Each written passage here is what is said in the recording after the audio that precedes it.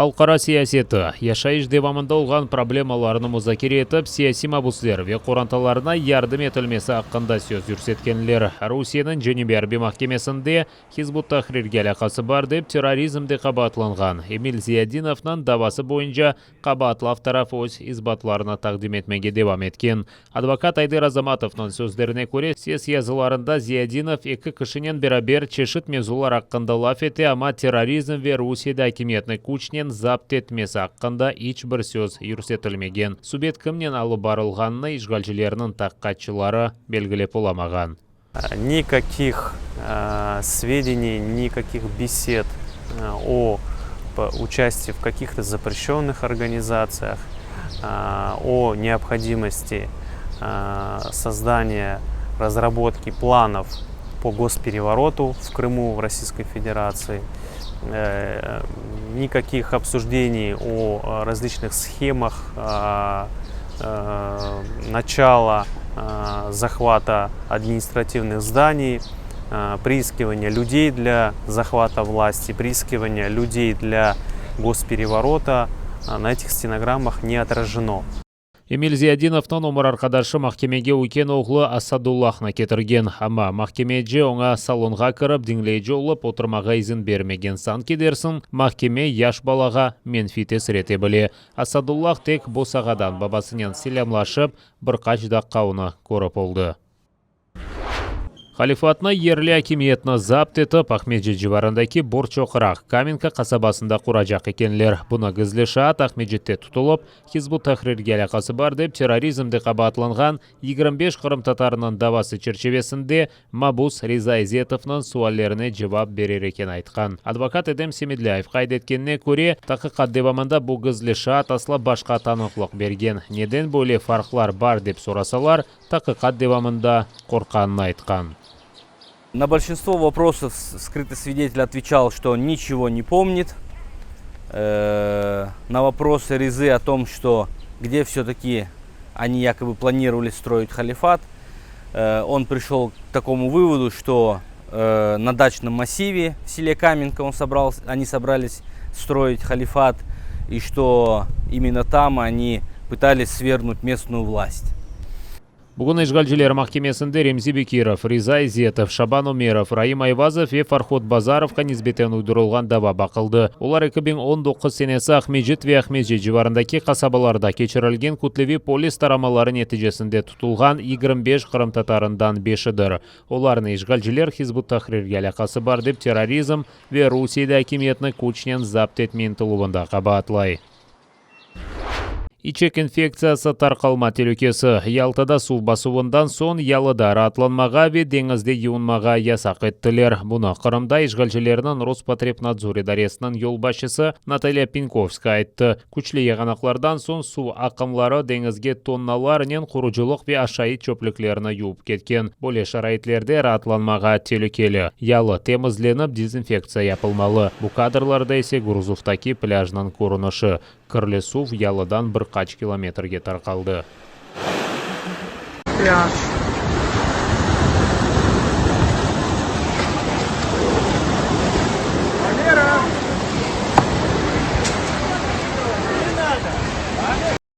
Ялта жыварындаки Айвасил қасабасында яшаған қырым татарлар табиат афата қыбетлерінен күрешмеге девам еті. Анда күчлі еғанақлардан сон Джафер Сейдамет адына соқақта бірқа чевні суынен берабер дағлардан тығырланып келген ташларды басты. Сакинлер еваз бар ве соқақларыны өзлері темізлеп оламаз, чүнки bu işlerini тек ağır техника япа біле.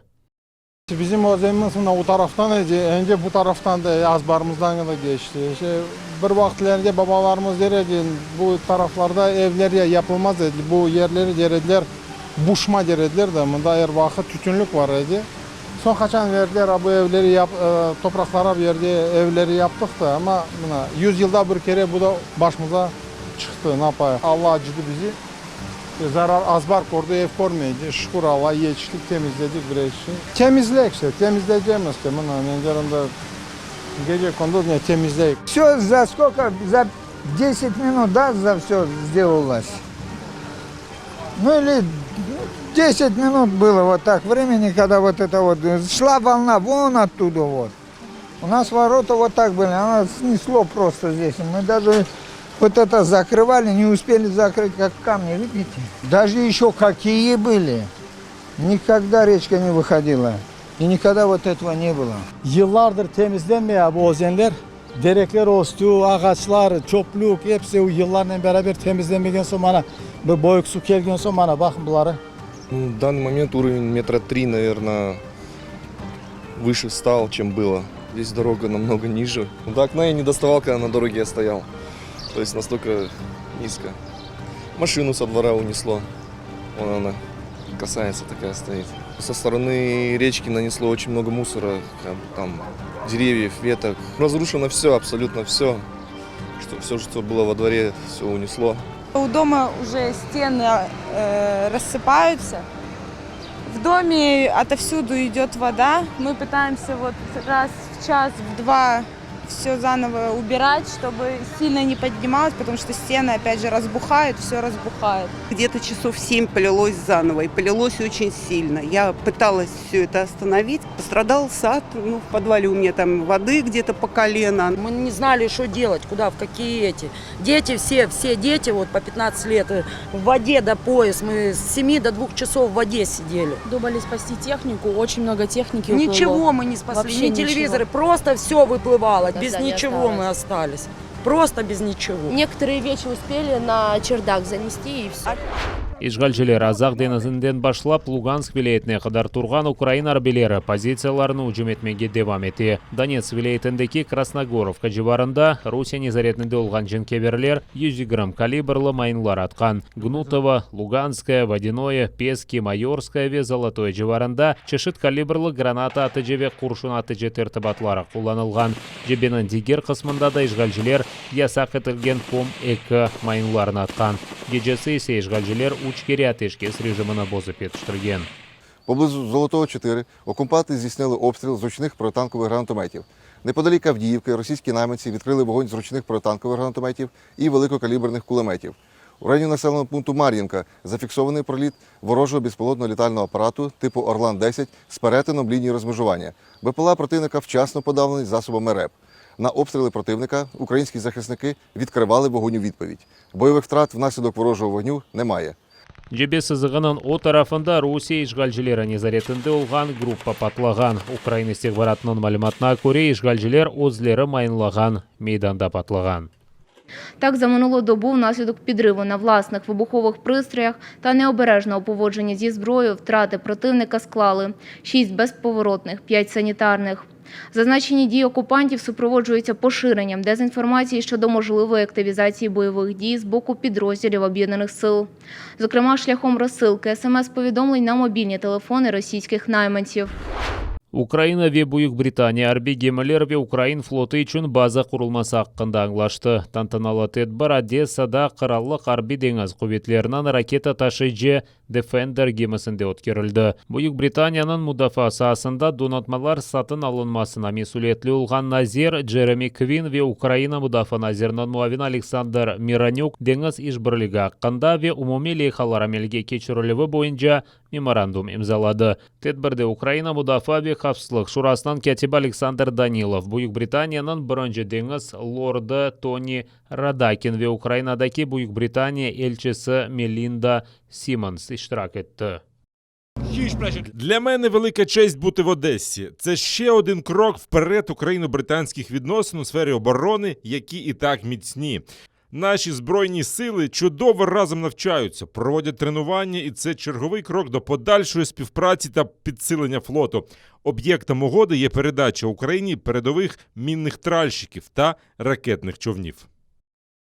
Меморандум, який зараз підписаний, це імплементації, який чітко визначає кількість техніки, яка буде побудована і передана.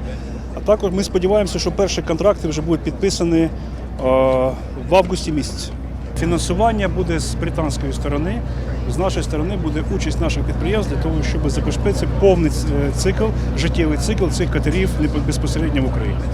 Весиқаға көре Украина ве Бүйік Британияда арби гемілерінің лейхалары азырланып құрылажақ. Украинадаки гемі құрылышынен оғырашқан екі шіркетте реконструкция кечірілежек ве Украина арби деңіз қобетлері үшін екі база құрылажақтыр. Русия тежавыз олғаны вақыт бұқара ве азақ деңізлерде Украинаның позицияларына қобетлештіре біле. Всьому прописані, які напрямки нашої співпраці будуть виконані в ближайший час. Тобто відповідний графік цих домовленостей, яке буде включати передачу до складу військово-морських сил протимінних кораблів, будівництво ракетних катерів, до обладнання відповідної зброї платформ, які є зараз в складі військово-морських сил, і будівництво військово-морських баз як на Азовському, так і на Чорному. Бұны берабер құраллық флотында қызмет еткен екі Сандаун класына айыт екі трал гемісі Украина флотына қошылажақ. Гемілер толы тефтіш ве модернизациядан кечіріліп кереклі донатмалар ерлештірілген ве яңы команда азырланған сон Украина флотының еркенна кечірілежектір. 8 катерів буде побудовані за вимогами військово-морських сил, вони мають вже відповідний дизайн. Два перших катера будуть побудовані в Великобританії, інші будуть побудовані в нашій країні на підприємстві, яке буде визначено англійською стороною. Имзаланған аңлашма кележексіне Украина ве Бүйік Британия арасында имзаланған меморандумнан девамыдыр. Бүйік Британия қараллығынан арби деңіз қобетлер базасында имзаланған бұл тарихи весиқаға көре мұдафа лейхаларына 1 миллиард 250 миллион фунт стерлинг айырылмасы көзде тұтыла.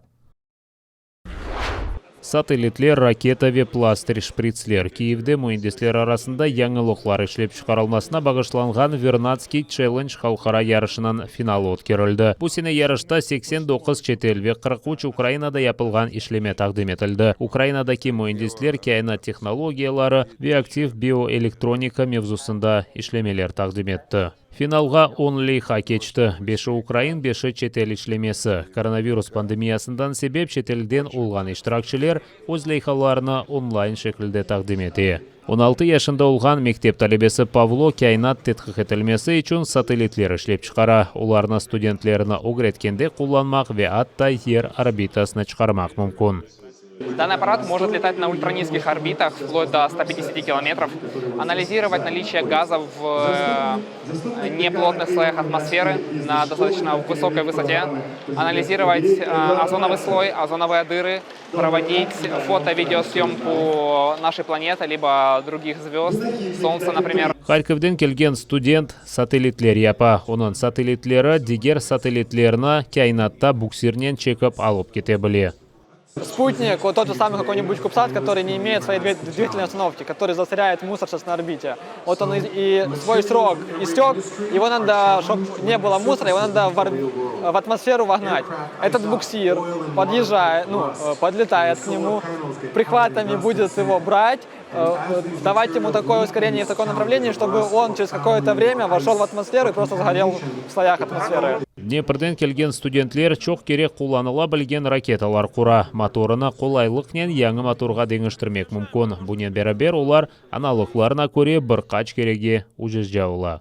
Наш же проект позволяет, во-первых, сильно упростить ракету, во-вторых, упростить все наземное оборудование, что потенциально должно в разы удешевить запуски ракет, запуски спутников на орбиту. Бірінші ерге 2 миллион гривна бақшышқа Испаниядан ішлейжілерін айылылды. Тақым ақыллы пластыр ішлеп шығарған. О инсанның терісінде кішік тешіклер açып, инесіз керекли препаратларны инсанның қанына юллай. Мисал оларақ бойлы шекілде шекер хасталарына инсулин япыла біле.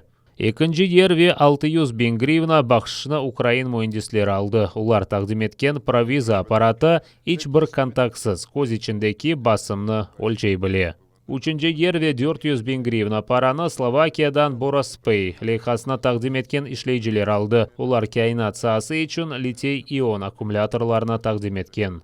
Мы гордимся тем, что наша площадка стала трамплином для украинских проектов. В чем-то вот наша роль, чтобы побороть их страх, научить их грамотно презентовать себя.